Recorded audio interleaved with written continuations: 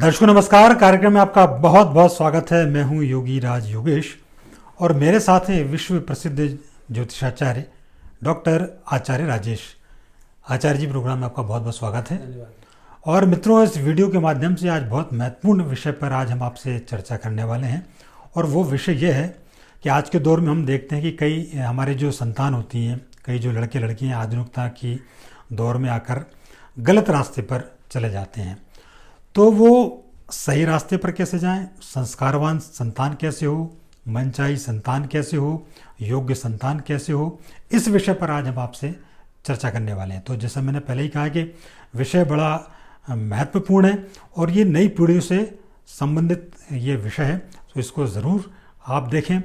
और हम आचार्य जी से ये जानने की कोशिश करेंगे कि कैसे नवदंपति अपने संतानों को मनचाही, मतलब जैसे वो चाहें कि हमारा बच्चा संस्कारवान बने, योग्य बने, कुशल बने, माँ बाप का नाम रोशन करे, तो वो कौन से ज्योतिष की दृष्टि से वो कौन से ग्रह इसके लिए जिम्मेदार होते हैं, वो कौन से उपाय हैं जो उपाय किए जाने चाहिए, इन तमाम पहलुओं पर इस प्रोग्राम के माध्यम से हम चर्चा करेंगे। और चर्चा के लिए सीधे आचार्य जी का रुख करेंगे। तो आचार्य जी, कार्यक्रम में एक बार पुनः आपका स्वागत है। और चूंकि ये विषय एक ऐसा विषय है कि हम लगातार देख रहे हैं कि अच्छे अच्छे बच्चे गलत रास्ते पर भटक जाते हैं। हालांकि सब भटके ऐसा ज़रूरी नहीं है, लेकिन हमने देखा कि बचपन में बड़े अच्छे पढ़ने में बहुत बड़े पढ़ाकू बच्चे हमने देखे, 11-12 तक बढ़िया बच्चे प्रोग्रेस करते रहे, पढ़ते रहे, लेकिन अचानक दिग्भ्रमित हो गए, अचानक दूसरी दिशा में चले गए, दूसरे गलत रास्ते पर चले गए। तो बच्चे गलत रास्ते पर ना जाएं और अच्छी संतान हो, अच्छे बच्चे हों, तो इसके लिए कौन कौन सी ग्रह जिम्मेदार हैं? क्योंकि आप ज्योतिष के विद्वान हैं, तो हम ये जानना चाहेंगे कि ज्योतिष शास्त्र की दृष्टि से क्या इसका विधान है। इसमें देखो, प्रश्न तो आपने बहुत बड़ा पूछ लिया, क्योंकि उत्तर एक का दूं तो ज़्यादा अच्छा है। क्योंकि एक विषय तो यही है कि बच्चा भटक जाता है पढ़ते पढ़ते, या पढ़ने के बाद वो अपने सब कुछ डिस्टर्ब माता पिता का कर डालता है और बहुत परेशानी में आ जाते हैं। इनके पीछे एक गहरे संस्कार का उल्लेख करना नहीं भूलूंगा, क्योंकि हमारे यहाँ 16 संस्कारों की एक अपनी विशेषता है और संस्कार ही इसलिए दिए जाते हैं कि उसके माध्यम से बच्चा लगातार तरक्की करता रहे। अहम ब्रह्मास्मि का हमारे सिद्धांत है कि भगवान से हम छूटे हैं, भगवान में ही जाके विलीन होना है। ये हमारी अंतर्गत्व स्थिति, हमारी जो आत्मा आएगी उसकी। पर अब होता जो है वो यह है कि व्यक्ति जब यहाँ आता है उसके बाद सब भटकना शुरू कर देता है। जैसा एक व्यक्ति अधिकारी बनता है, अधिकारी बनने के बाद पैसा कमाना शुरू करता है, रिश्वत लेगा, कुछ करेगा। एक नेता है, वो भी रिश्वत लेगा, कुछ करेगा। एक बड़ा प्रभावशाली है, वो भी कहीं ना कहीं से गोरख धंधे करेगा और पैसा इकट्ठा करने की होड़ में लग जाता है। लगता इसलिए बच्चों के काम आएगा, व्यक्ति अपने लिए नहीं करता। कभी किसी की सोच देखोगे तो वो, मुझे अभी तक लोग ऐसे नहीं मिले जो ये बोल रहा है मैं अपने लिए कर रहा हूँ। उसका कारण ये है कि मैं बच्चों के लिए कर रहा हूँ। आपने पैसा इकट्ठा किया आने वाली पीढ़ियों के लिए, यह संकेत है कि आने वाली पीढ़ी आपके यहाँ नकारा पैदा होने वाली है। क्योंकि आपने पैसा इकट्ठा किया, इसका मतलब आपकी पीढ़ी नकारा आने वाली है और उस पैसों को मुझे इकट्ठा करना है उनके लिए। तो पहला संदेश आपने प्रकृति को ये दिया कि मुझे नकारा बच्चे चाहिए, जिनके लिए धन तो मैंने इकट्ठा कर दिया है। तो आपके घर में नकारा बच्चे पैदा हो जाएंगे। और यही कारण है कि जब आप इस तरह की जो एक विषय आपने उठाया था कि 10th-12th तक व्यक्ति बहुत अच्छा पढ़ा जाता है और एकदम डिप्रेशन में चला जाता है, या कुछ अच्छा करते करते व्यक्ति लाइन भटक जाता है, तो ये भटकने वाली स्थिति यही है कि जहाँ माता पिता की इस तरह से दृष्टिकोण बच्चों के लिए रहेगा तो वहाँ आप निश्चित रूप से गलत जाओगे। जैसा पहले बचपन में कुछ कहावतें ऐसी होती थी कि किसी व्यक्ति से बोल दिया, भाई मेरे साथ परेशानी चल रही है और यहाँ तो मेरी थोड़ी सी जमानत दे दो, या मेरी सिफारिश कर दो, या मेरे लिए कि झूठ बोल जाए। तो उस समय व्यक्ति तत्काल बोलता था, भैया मुझे नहीं करना, भगवान से डरे, मेरे बच्चे पालने। मतलब वो झूठ नहीं बोलता था, झूठी गवाही देने में डरता था, मुझे बच्चे पालने। आज झूठ बोल देता है, रिश्वत ले लेगा। क्यों झूठ बोल रहा है? अरे वो बच्चे पालने, झूठ नहीं बोलूंगा बच्चे नहीं पालेंगे। मतलब एक विषय है जो पहले क्या था और अब क्या कन्वर्ट हो चुका है। तो ये जो चीजें हैं ये कहीं ना कहीं गंभीर असर डालती हैं। और यही महाभारत में भी भगवान कृष्ण का जब संवाद हुआ है द्रोणाचार्य जी से, द्रोणाचार्य जी बोले मेरी क्या गलती थी? तो द्रोणाचार्य जी उन्होंने यही समझाया कि तुम्हारी गलती सबसे बड़ी ये थी कि तुमने अपने बच्चे को संस्कार ही नहीं दिए। इतने बड़े आचार्य हो, तुमने इतना सब युद्ध लड़ना सिखाया, सारे कौशल सिखाए, पर अपने बच्चे को संस्कार नहीं दे पाए। आपको सिर्फ ये लगता रहा कि ये कौरव हैं, ये युद्ध जीतेंगे, इनकी तरफ भीष्म पितामह है, इनकी तरफ कृपाचार्य हैं, आप उस संख्याओं में गिने रहे जो गुरु गिनता है, आपकी वहां कोई गलती नहीं है। लेकिन यहाँ सिर्फ पितामह भीष्म ऐसे थे जो समझते थे जीत कहाँ होनी है, जाना कहाँ है। तो उन्होंने जो संस्कार अर्जुन में इन्होंने डाले हैं और इन दोनों में दूरी बना के रखी है, जिस तरह से तालमेल बैठा है वो तालमेल आप भी बैठा सकते थे। तो वहां भी ये संकेत था कि संस्कार यदि बच्चे में होंगे तो आप बहुत कुछ कर जाएंगे। तो वो भी इसमें स्थिति देखी जाती है। दूसरा क्या होता है कि पूत का पूत तो क्यों धन संचय, पूत सपूत तो क्यों धन संचय, ये हमारे यहाँ कहा जाता है। इसीलिए प्राथमिकता ये कि हमारे यहाँ सपूत पैदा हो, चाहे कठिन परिस्थिति हो, कुछ भी हो। आचार्य जी, यहाँ पे मैं आपको थोड़ा सा इंटरप्ट करना चाहूँगा, रोकना चाहूँगा, क्योंकि आपने बहुत बड़ी बात की और बहुत पुरानी बात कही कि पूत का पूत तो क्यों धन संचय, पूत सपूत तो क्यों धन संचय। और ये बात भी सही, हर आदमी चाहता है कि सपूत ही पैदा हो, उसका मतलब कोई चाहता थोड़ी कि हमारे यहाँ कपूत पैदा हो। तो उसके लिए फिर क्या किया जाना चाहिए, उसमें कैसे वो संस्कारों का प्रवेश हो और कैसे अपनी संतान सपूत बने? इसके लिए तो कहा जाता है ना, यदि आपको राम पैदा करना है तो निश्चित रूप से आपको कार्य ऐसे ही करने होंगे जैसे राजा दशरथ ने किए हैं। आपको उस तरह से रहना होगा, कैकेयी की तरह आपको माँ चाहिए होगी, कौशल्या की तरह आपको माँ चाहिए होगी, वशिष्ठ जी की तरह आपको गुरु चाहिए होंगे। तो ये जो सब कॉम्बिनेशन है, ये सब पूरा एक जैसा है। जैसे आप देखते हैं कि आज बड़े घरों में जो व्यक्ति आज मुख्यमंत्री बना है, जो व्यक्ति आज प्रधानमंत्री बना है, जो व्यक्ति आज कलेक्टर बना है, जो व्यक्ति आज उद्योगपति बना है, इसके पीछे उसके पिता और दादा, इनका गहरा संस्कार होता है। ये लिख के हम इस बात को कह सकते हैं ज्योतिषी होने के नाते कि इसके पिता दादा के पुण्य बहुत अच्छे हैं, तब जाकर ये पद इनको प्राप्त हुआ है। जबकि ये व्यक्ति इतने अहंकार में रहते हैं कि इनकी जो खुद के कर्म है ये इनके बच्चों में दिखाई देते हैं। इसलिए आज बड़े बड़े मुख्यमंत्री हैं, उनके बच्चे चुनाव हार रहे हैं। आज कोई आईएएस अपने बच्चे को आईएएस पैदा नहीं कर पाए, कुछ चीजों को छोड़ दिया जाए तो, एक दो अपवाद छोड़ दिए जाए तो बहुत बड़ा उद्योगपति अपने बच्चों को बहुत अच्छा नहीं बना पाया। तो जो एक अच्छा उद्योगपति वो तो व्यवस्था कर लेता है, पर आप नहीं संस्कार दे पाए। तो ये जो चीजें हैं ये पहले आपके अंदर आपको सुधार करना होगा कि आप दुनिया को कैसे देखना चाहते हैं, कैसे आप बच्चे चाहते हैं, उसके अनुसार आप अपने अंदर संस्कार पैदा करें। आपको अच्छे बच्चे चाहिए, आपको निश्चित रूप से भगवान के पास जाना पड़ेगा, पूजन पाठ भी करनी होगी। पूजन पाठ, क्योंकि हमारे कर्म के 3 सिद्धांत हैं, या तो हम कर्म रूप से पूजन करें, या भक्ति के रूप से हम पूजन करें, या दान के रूप से हम पूजन करें। तो ये हमारे विशेष क्षेत्र होते हैं। तो उस तरह से पहले हमें रहना होगा।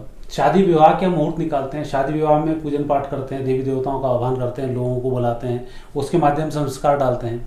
बच्चा जन्म लेता है, आजकल तो मोमबत्ती बुझाने का प्रचलन शुरू हो चुका है, जबकि आप दीप भव ज्योति की इसमें पूजा होती है, तो हमें दिया जलाना चाहिए, ना कि बुझाना चाहिए। तो ये संस्कार हमारा गलत जाता है। बच्चा कुछ भी गलती करता है हम उसको चुपचाप कर देते हैं, जबकि हमें उसकी गलती समझाना चाहिए, कहाँ वो कर रहा है तत्काल उसको रोकना चाहिए। एक बच्चा पैदा हो गया इसलिए हम उसकी इतनी केयर कर देते हैं, वो हमारे सिर पे चढ़ के बैठ जाता है। जी जी।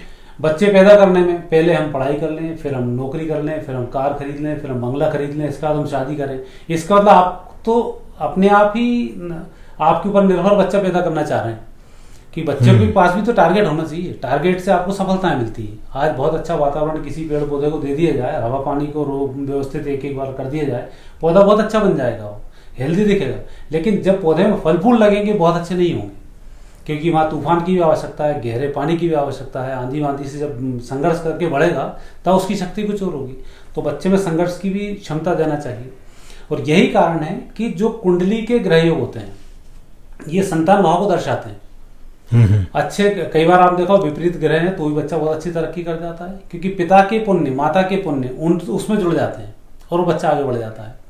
तो उस चीज को आगे बढ़ाने लिए कई बार आपकी कुंडली में ग्रह दोष हो, आप में दोष हो, वह दोषों का शमन हो जाता है आपके पूर्वजों के द्वारा किए गए संचित शुभ कर्मों से। तो उसके लिए हमेशा तैयार रहना चाहिए, तब हमारे बच्चे बहुत अच्छे से पैदा हो पाते हैं।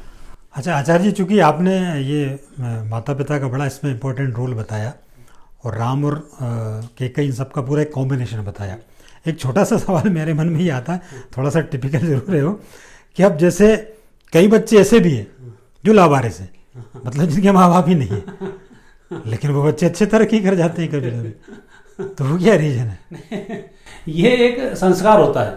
कि अच्छा। बच्चों का जन्म कैसे हुआ, क्योंकि लावारिस हर बच्चा तरक्की कर जाए नहीं होगा, हाँ, बहुत बिल्कुल। कम उसमें होते हैं और उनका एक टारगेट होता है। जैसे रामकृष्ण परमहंस हैं, जब देवलोक को जाने वाले थे, देवी ने पूछा तुझे अगला जन्म क्या चाहिए, तो रामकृष्ण परमहंस बोले मुझे अगले जन्म में लड़की बनाना, मेरी शादी करना और उसी दिन मुझे विधवा बना देना। अच्छा। बोले ये तो बड़ी कठिन वो मांग ली तुमने प्रश्न, नहीं वो ये क्यों मांगा। फिर उन्होंने बताया कि मेरी जैसे लड़की बना दिया, वो शादी हो गई और विधवा हो गई तो लोग मुझे हतोत्साहित कर देंगे, लोग मेरी तरफ गलत नहीं उस तरह से देखेंगे ही नहीं, मतलब मेरे को एक उल्टा मानेंगे, सब कुछ मानेंगे, मेरे एक तरफ पटक देंगे और मैं आपकी सेवा में लीन बना रहूंगा। तो कितना बड़ा उसका भाव है। तो ऐसे समय में फिर घड़ियों का एक संयोग होता है, जैसे लावारिस बच्चा है, कई बार बच्चे ऐसे होते हैं माता पिता हैं लेकिन माता पिता एक्सीडेंट में शांत हो गए, बच्चा पड़ गया। तो मैंने अभी जो बताया ना, पेड़ पौधे के लिए हवाएं भी चाहिए, वो चाहिए, तो वो धक्के खा खा के जिस तरह से अपने आप डाल लेगा, तो उस धक्के खाने में व्यक्ति अपने आप आगे बढ़ा है। बिल्कुल। आज का परिवेश है, अब लोगों की नौकरी छूट रही कोरोना के चक्कर में, अब लोग सरकारी नौकरी की तैयारी कर रहे हैं, क्योंकि सरकारी नौकरियां बची नहीं है, बिल्कुल इस उम्र में वहां से छूट के। ये आपको जो प्रकृति का संघर्ष है ये आपको बढ़ना सिखा रहा है। तो उस तरह से जो लावारिस लोग होते हैं वो आगे बढ़ जाते हैं और उनकी तरक्की हो जाती है। इसमें टारगेट व्यक्ति का सही होना बहुत जरूरी है। नहीं, बिल्कुल सही बात है। और वो जो आजकल जो आत्मनिर्भर की जो बात हो रही है, आप बच्चे को आत्मनिर्भर बनाए, बच्चे को स्वावलंबी बनाए, सब कुछ आप कर देना चाहते हैं बच्चे के लिए, और इस सब के बावजूद भी अक्सर मतलब कई बार ये देखने में आता है कि आपने तो पूरी प्लानिंग की और पूरा पैसा भी उसके लिए निवेश कर दिया और मालूम पड़ा कि वो उसने उसका दुरुपयोग करना शुरू कर दिया या गलत रास्ते पे भटक गया। तो फिर ऐसा भी क्यों हो जाता है, और ऐसा ना हो उसके लिए भी क्या किया जाना चाहिए? ऐसा तो हो इसलिए जाता है कि आपने पैसा ही गलत कमाया जी, मतलब ईमानदारी से कमाया, मैं नहीं बोलता हूँ व्यक्ति भ्रष्टाचार से कमा रहा है, आपने ईमानदारी से भी बचा के रखा बच्चे की तरक्की के लिए। लेकिन और आपने सोचा मेरा बच्चा डॉक्टर बने, लेकिन वो बच्चा डॉक्टर के लायक ही नहीं निकल पाया, आप फिर रह गए वहां पर। और आप क्या बच्चे के जन्म के साथ ही प्लानिंग करना शुरू कर देते हैं कि ये बनेगा। आपके बच्चे के आपको हर वर्ष अध्ययन करना होगा, पूत के लक्षण पालने में पड़ जाते हैं, तो वो हर वर्ष आप अध्ययन करें, उसके अनुसार देखिए कि बच्चा कहाँ जा रहा है। पढ़ने में कमजोर है तो ऐसी कौन सी लाइन है जिसमें आगे बढ़ सकता है, उसी के लिए। और आज तो एक विस्तृत समाज है, या कई मनोवैज्ञानिक भी आपको मिल जाएंगे और कई ऐसे लोग मिल जाएंगे जो आपको लगातार इस बारे में बता सकते हैं कि अब बच्चा कहाँ जाएगा। तो इन सब चीजों का सहारा लेते हुए बच्चे को आप आगे बढ़ाएंगे तो निश्चित रूप से आपकी उसमें तरक्की होगी। पर धर्म जहां होगा विजय वहीं होगी। जी जी, मतलब ये आपको कूट कूट के भरना होगा। यदि धर्म से आप विमुख होकर काम करेंगे तो उस समय पैसा कमा लेंगे, लेकिन ये वो पैसा आप टिका नहीं पाएंगे। कई मैंने बड़े अधिकारी देखे बहुत उसमें लगते हैं कि हम तो भगवान को नहीं मानते, कर्मों को मानते हैं। अल्टीमेट जब फंसते हैं तब फिर सारा धर्म याद आ जाता है, सारा कर्म याद आ जाता है, फिर हनुमान जी को नारियल रखने चले जाते हैं। तो पहले यदि मान लिया होते तो ये स्थिति नहीं होती। तो वहां कर्म का एक अपना सिद्धांत है, धर्म का एक अपना सिद्धांत है, संस्कार का एक अपना सिद्धांत है। संस्कार हमें विपरीत परिस्थिति से बचाता है, धर्म हमें आगे बढ़ने के रास्ते सुझाता है, और कर्म हमें सतत प्रगतिशील रहने के लिए बलिष्ठ बनाता है ताकि हम उसमें आगे बढ़ जाएं। इसलिए तीनों के कॉम्बिनेशन के बिना आप तरक्की नहीं कर सकते हैं। तो तीनों का एक साथ मिश्रण होना बहुत जरूरी है। मतलब धर्म, कर्म और संस्कार, ये तीनों का कॉम्बिनेशन होगा तो आपकी बिल्कुल मनचाही संतान जो तरक्की करेगी और एक संस्कारवान पीढ़ी का आप निर्माण कर सकेंगे। एक चीज़ और, चूंकि आपने एक जिक्र किया था अभी चर्चा में, आपने कहा था कि लोग पहले पढ़ रहे हैं, फिर उन्होंने कहा कि नौकरी कर लें, फिर उन्होंने कहा कि शादी कर लें, और बच्चा जो है वो सबसे लास्ट में। तो इसका सही पक्ष क्या है? इसका मतलब कि ये कहाँ तक उचित है? ये बहुत ही ज्यादा अनुचित है, क्योंकि जब हम शादी करते हैं तो शादी का संबंध ही है कि हम उस संतति को आगे बढ़ाएं और उस प्रकृति को हम आगे बढ़ाएं। तो प्रथम उद्देश्य, इसलिए हमारे यहाँ जब भी शादी होती है तो देवी देवताओं का पूजन होता है और राति जागा उसमें दिया जाता है। और राति जागा इसलिए होता है कि संतान प्राप्ति के लिए एक मुहूर्त होता है विशेष, तो उस मुहूर्त में संतान प्राप्ति होती है तो बहुत अच्छी तरक्की करती है। आजकल लोग शादी करने के 5 साल तक बच्चे ही नहीं करते, जी जी। फिर उनकी यूट्रस को आदत हो जाती है बच्चे एक्सेप्ट नहीं करने की, फिर फंस जाते हैं, फिर बच्चे पैदा नहीं होते, फिर नाना प्रकार की पैथियाँ चली, फिर उनके अनुसार हवाला करना शुरू कर देते हैं। तो ये जो स्थिति है ये ठीक नहीं है। आपको जब जिस समय है जिस काम के लिए जाना, शादी करना है मतलब संतान तो होगी, हम उसके लिए मेंटली प्रिपेयर होना चाहिए और हम उसके लिए आगे बढ़ जाएं। और हर वर्ष हम बच्चे की व्यवस्थाएं करें, पहली क्लास में पहली व्यवस्था करें। आज बच्चा पैदा हुआ, मेडिकल के लिए 1 करोड़ इकट्ठे कर लिया आपने, तो 1 करोड़ इकट्ठे करने में 10 साल आपने बिगाड़ दिए, वो गलत है। वो जरूरी नहीं कि मेडिकल में जाए, मेडिकल में जाए। तो वहां हमें बच्चे को देख के टारगेट बनाना चाहिए, ना कि हम टारगेट बना लें फिर बच्चे पैदा करें, तो वो आपके बस में नहीं रहेगा। और फिर जब आप पैसे इकट्ठे कर लोगे तो निश्चित रूप से आपके पैसे को नष्ट करने वाला ही बच्चा पैदा होगा, उसको बढ़ाने वाला बच्चा पैदा नहीं होगा। तो आप संस्कार वहीं से डालना शुरू करें, आपकी तरक्की होगी, संतान का भी भला होगा और बहुत कुछ आप अच्छा भी कर पाएंगे। हाँ, मतलब ये है कि इसके लिए आपको तमाम तरह के इतना लंबा वेट करने की ज़रूरत नहीं है। एक स्वाभाविक प्रक्रिया के तहत ही आप अपनी नई पीढ़ी को जन्म दें तो ज़्यादा अच्छा है और उसको स्वावलंबी भी बनाए।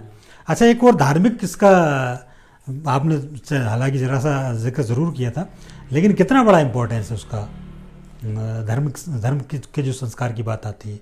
धर्म का इतना बड़ा इम्पोर्टेंस है कि जैसे कई बार कोई गुंडे आपको मारने आए, वो आपका दिमाग चला नहीं यार मुझे भी जाके पान खा के आ जाता हूँ, उठ के आप पान खाने चले गए, गुंडे आया घर में कोई नहीं मिला, निकल गए। तो ये धर्म काम करता है। अच्छा, वो तत्कालिक जो बुद्धि आपने देगा वो धर्म देगा। कल आप देखो पढ़ाई करना शुरू किए, तत्काल आपको लगता नहीं यार अब ये तो नहीं आएगा, ये प्रश्न पढ़ डालता हूँ, वो प्रश्न आ गए सारे के सारे। यहाँ धर्म काम करता है। मतलब जो इनर पॉइंट पे व्यक्ति मदद भगवान करता है वो यहाँ आकर करता है, उसी के लिए धर्म होता है, उसी के लिए व्यक्ति का जो एक चिंतन होता है वो उस तरह से किया जाता है। कर्म की वैल्यू है, आप कर्म कर रहे हैं, आप पढ़ाई कर रहे हैं, आप निश्चित रूप से सफल होंगे, उस दृष्टि से आप बहुत मेहनत करते चले जा रहे हैं। पर हर व्यक्ति मेहनत कर रहा है, लेकिन जिस जगह धर्म होता है जीतता वो है, फिर जिसके साथ धर्म होगा वो निकल जाएगा वहां पर।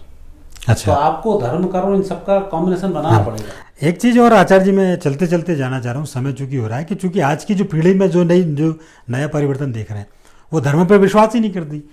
उनको बताना पड़ता है कि भैया मंदिर जाओ, अब वो मंदिर जाने में भी उनको विश्वास नहीं है, या जो अपनी पुरानी जो धार्मिक जो मर्यादाएं होती है, भगवान के प्रति जो एक श्रद्धा होती है वो खत्म होती जा रही है।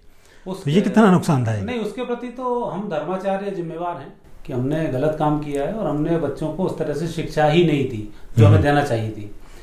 आज का बच्चा वैज्ञानिक है, आपसे तर्क संगत बात करता है, हम उसको उठा कर डांट देते हैं कि बकवास करने की जरूरत नहीं, जो लिखा है वही करो। ऐसा नहीं है।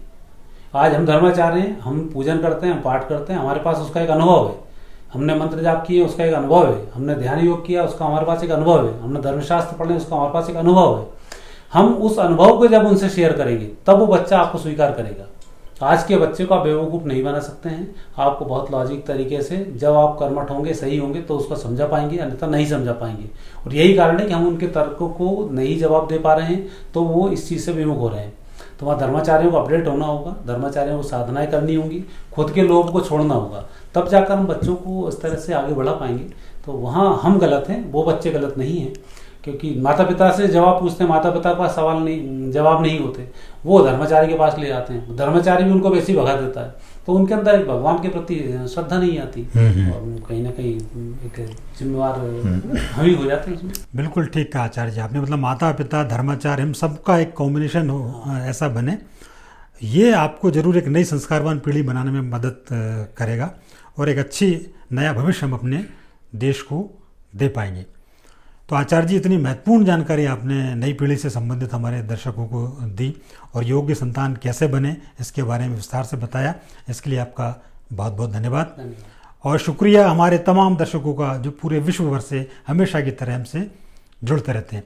ये वीडियो यदि आपको पसंद आया हो तो लाइक करें, शेयर करें, कमेंट करें और बेल आइकन को प्रेस करना ना भूलें, ताकि हमारे नए वीडियो से संबंधित नोटिफिकेशंस आपको मिलते रहें। अगली बार फिर किसी ऐसे ही नए विषय के साथ आपसे बातचीत होगी। तब तक के लिए आज्ञा दीजिए। नमस्कार।